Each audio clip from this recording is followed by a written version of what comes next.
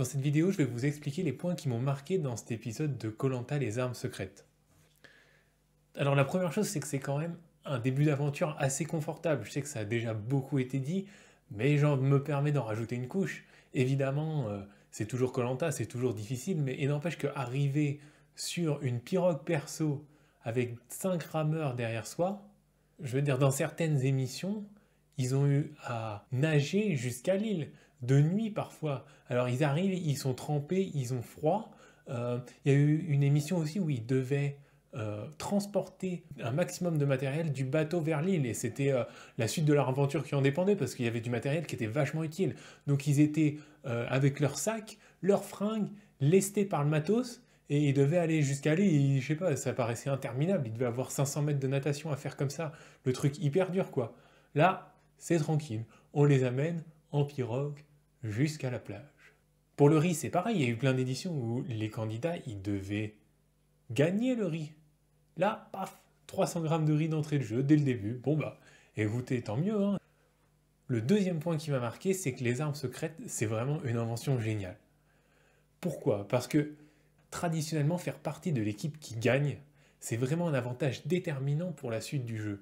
Et on l'a vu souvent, certains candidats très forts, utiles, performants dans les épreuves, qui n'ont rien pu faire contre une stratégie de groupe et donc qui sont fait éliminer parce que tout simplement ils faisaient partie de l'équipe minoritaire à la réunification.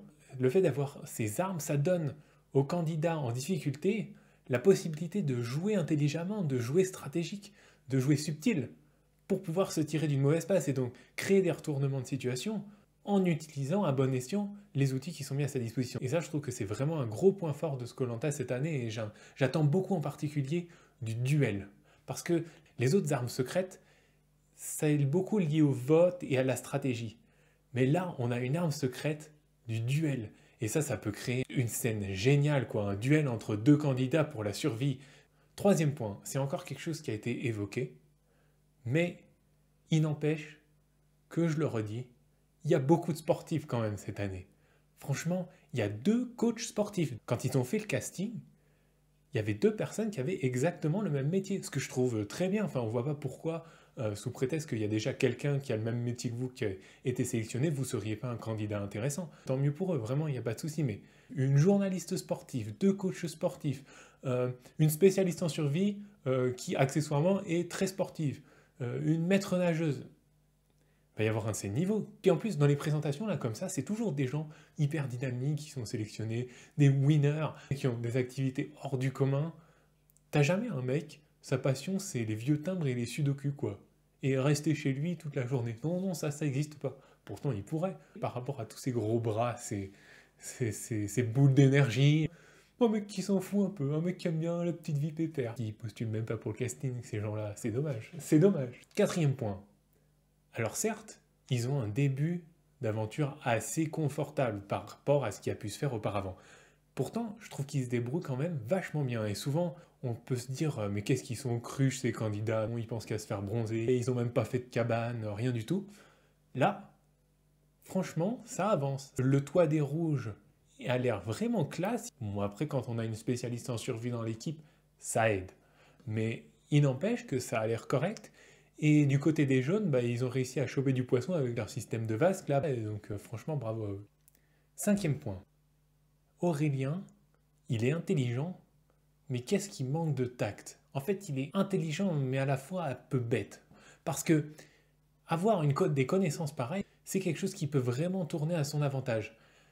Mais par contre, pas comme ça. Sur les formes, il y a des trucs qui sont grossiers. Quand il explique à tous les autres que quand il reste 4 doigts, en fait, un doigt égale un quart d'heure, donc 4 doigts ça fait 1 heure, mais on s'en fout.